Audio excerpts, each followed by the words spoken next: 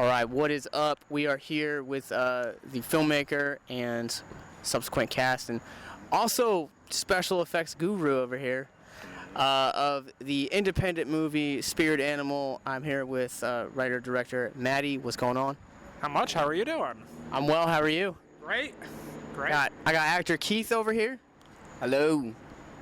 And also fellow actor slash, like I said, special effects guy, Mr. Joe. Photographer. Hey. All right, so let's just cut right to it. Yeah. For those of you guys that are at home that might not know this, tell us a little bit about what the movie is about. So the movie follows this group of kids who don't respect the environment or anything, and they rent a cabin for New Year's, and then a killer stalks them, and he uses different animal masks to kill each one of them, and the way he kills them kind of has to do with what animal he is. Like when he's a whale, has a harpoon. When he's a shark, he kills with a straw. So it's that type of stuff, and he's killing people because he thinks when he kills them, they'll come back to life as an animal. Environmental extreme. So let's talk about the feel and the tone of this movie. This movie is trauma AF. Oh, let's just put that out there. I love it too, and we got some love for Tommy Wiseau. Just gonna throw that in there too. Yeah, the one line, yeah. We got a great reference to You're Tearing Me Apart, Lisa, so had to fit that in there. And I think it's subtle enough where it's not standing out too much, but it always gets a laugh. I mean, if you know, you know. Yeah, exactly.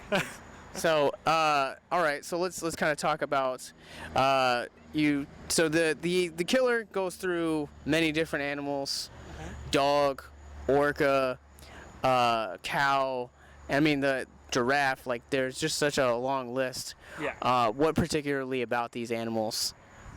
I don't really even know. I just started writing, and it just kind of made sense. Like, my one friend Sarah, she worked at this place called the Dog Stop, and I was like, well, she's got to get killed by a dog. And then, the cow that was something I wrote later. We had already started shooting the movie, and I added that in. I was like, it'd be funny if there was a meat cleaver, cow, and shark is my favorite animal, so I had to put that in there.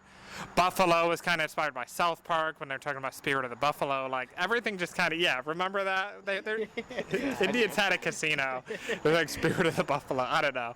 So it all just kind of came together, and it just kind of made sense. Dingo Pizza was something I came up with for a past movie, and Dingo made sense to put in there.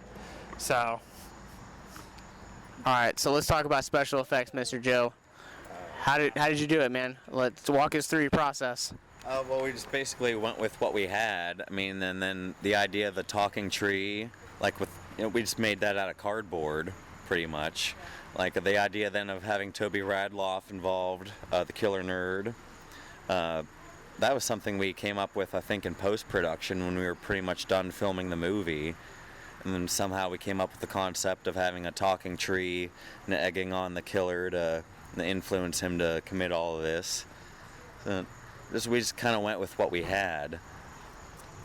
I mean, as you do when you're a DIY filmmakers. Yeah, like we just went in the kitchen and saw what was in there, what was sloppy, what was disgusting, and utilized it. A lot of food coloring, a lot of chocolate syrup. Yeah, whatever we had around. Fair. I mean, it works. It works. Definitely works for the film. Yeah. And then if something didn't work, I know we'd reshoot certain special effects scenes several times, and that's about the only thing that we do more than 2 or 3 takes for, the effects. Yeah, with the acting, that wasn't so much a case. Yeah, One take wonders. Hey, it works though. Especially with this guy. He's a 10-take wonder. Yeah, they make me do it about 10 times over. And Even if I got it perfect, they'd make me do it 10 times over, and I was willing to do it too. And I was willing to do it because I love them. So I don't mind putting on an act for them and everything. They said they got a role for me. I came through. I started acting. It was good, and everything just started popping off, and everything was great. So I feel blessed in that, right? Yeah. So tell us a little bit about how you guys got involved with like the acting side of things. Basically, I knew Maddie through Giant Eagle, so we worked at the same place. And I went around with a band for a little bit, so I was in the music game a little bit. And then after that, Maddie said, "Hey, I'm acting. I got some acting roles. Come on up. Let's see what we could put together." And that's where I met Joe and Jenny Lou and all those people and everything like that. And for a few years, it was just like nothing. You know, Maddie had what she had, but she dropped that and she picked something else up. And this is what she created, you know, and I'm appreciative for that, you know. I mean, you got some of the best moments in the movie. Oh, I appreciate that. Thank you. Thank you. Maddie, that's really me. That's really like Maddie when she wrote this script. She said, "Hey, I'm gonna write it just like the people that are really like how they are, how Joe is, how I am, how everybody it really is," and she hit it on point there. Yeah. So let's talk about what makes this movie unique. We talked about how it's a love letter to trauma, but this movie, talk about how it's shot. Well, we shot it on video.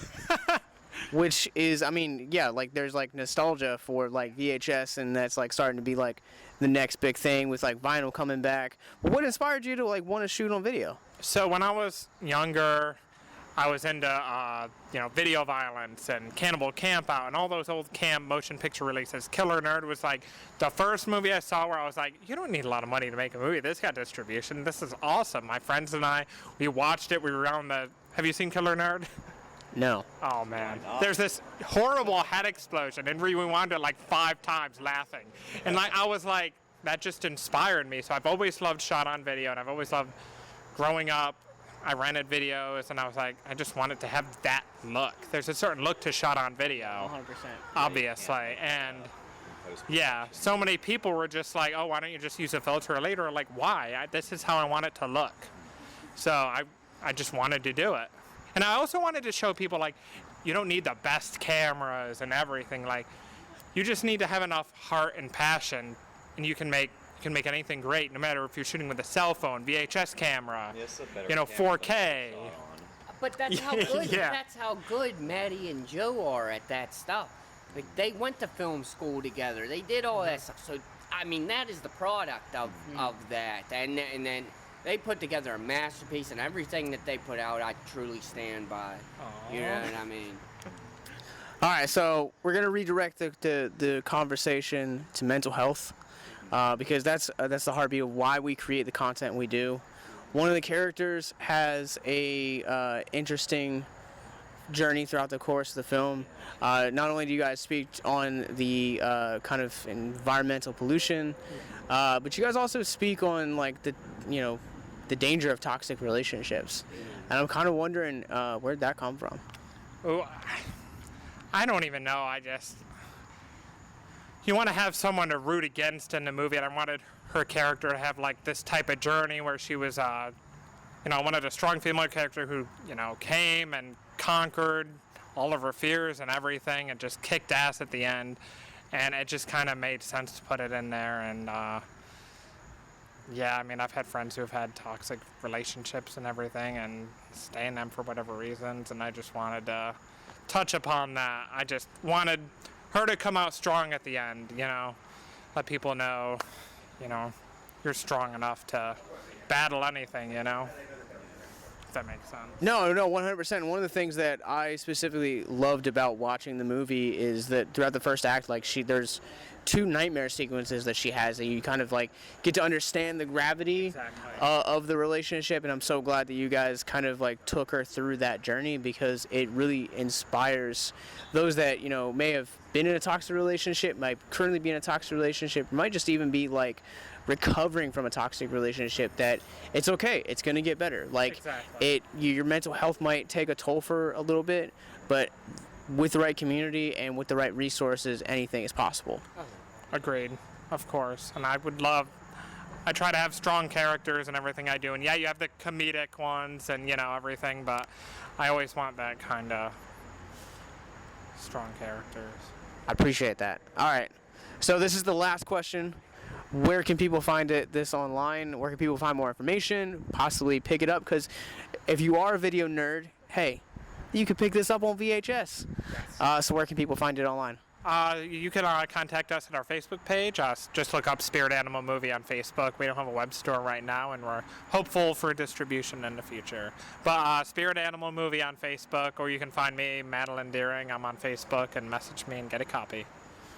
Tight. Well, I thank you guys for all of your time. Oh, thank you.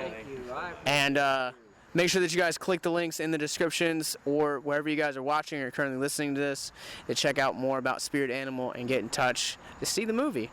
And thank you guys so much. Thank you. Bye-bye.